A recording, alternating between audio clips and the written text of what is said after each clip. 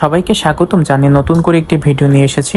ভিন্নধর্মী video হতে যাচ্ছে আজকে কিন্তু আমরা সম্পূর্ণ ভিডিওটিতে দেখিয়ে দিব কিভাবে আপনারা জাম্বো কন্ডম বা রিউজেবল কন্ডম, সিলিকন কন্ডমগুলো ওয়াশ করবেন, কিভাবে আপনারা ওয়াশ করলে এই প্রোডাক্টটি বেশি দিন ধরে ব্যবহার করতে পারবেন। অনেকে আপনারা আমাদের কাছে প্রশ্ন করেন যে কি দিয়ে ওয়াশ করবেন, কিভাবে ওয়াশ করবেন, এটা জানেন না। আজকে কিন্তু সম্পূর্ণ ভিডিওতে আমরা এই প্রসেসিংটা দেখিয়ে দিব। সম্পূর্ণ ভিডিওটা দেখলে অবশ্যই আপনারা উপকৃত হবেন এবং আমাদের স্ক্রিনে দেওয়া নাম্বারটিতে কল দিতে পারেন যে কোনো তথ্য জানার জন্য।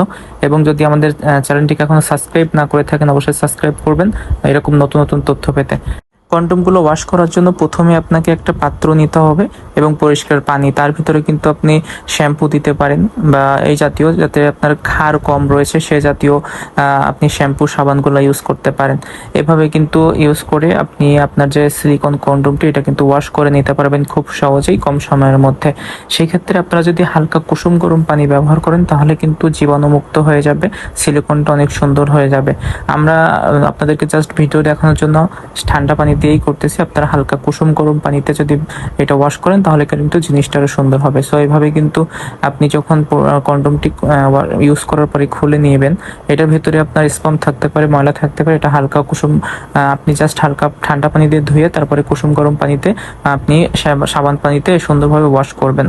ওয়াশ করার পরে কি করবেন, আপনি কিন্তু ভিতরে এবং বাইরে দুই পাশে ওয়াশ করতে হবে। সেক্ষেত্রে প্রথমে আপনি বাইরে ওয়াশ করে নেবেন, ওয়াশ করার পরে আপনি কিন্তু ভিতরে সুন্দরভাবে এটা ফোল্ডিং করে সম্পূর্ণটাই উল্টানো যায়, আপনি এভাবে উল্টিয়ে নেবেন।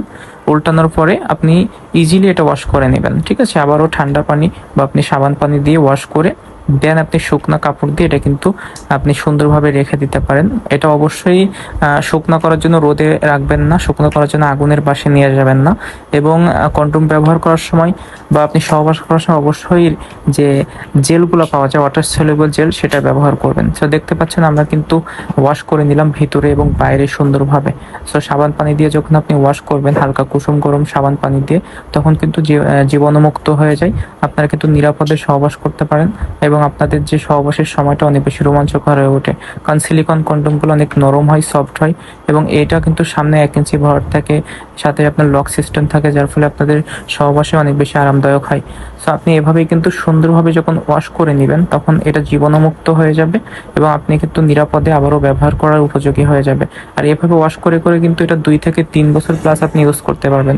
যখন আপনারা এভাবে ওয়াশ না করে রেখে দেন কন্ডমটি, তখন এটা কিন্তু সিলিকনটি গন্ধ হয়ে যায়, নষ্ট হয়ে যায়। সো এইভাবে যখন পানি দিয়ে ওয়াশ করা হয়ে যাবে, আপনি সুন্দর একটা শুকনো কাপড় দিয়ে আবারও সুন্দরভাবে বডিটা ভিতরে বাইরে আবার মুছে নেবেন, যেন একটুকু পানি এটার সাথে না লেগে থাকে। পানি থাকলে কিন্তু সিলিকনটা নষ্ট হয়ে যায়। পরবর্তীতে আপনি আরেকটা শুকনো কাপড় দিয়ে এটা সুন্দরভাবে ঢেকে রেখে দিতে পারবেন। সো এইভাবে যদি আপনি রাখেন তাহলে কিন্তু কন্ডমটি দীর্ঘদিন ইউজ করতে পারবেন। যদি আপনারা উপকৃত হন আমাদের ভিডিওটি দেখে অবশ্যই চ্যানেলটিকে সাবস্ক্রাইব করে আমাদের সাথে থাকবেন। কোনো প্রশ্ন থাকলে এই বিষয়ে তাহলে আমাদের হোয়াটসঅ্যাপ নাম্বার বা ইমো রয়েছে, এই নাম্বারে যোগাযোগ করতে পারেন। থ্যাংক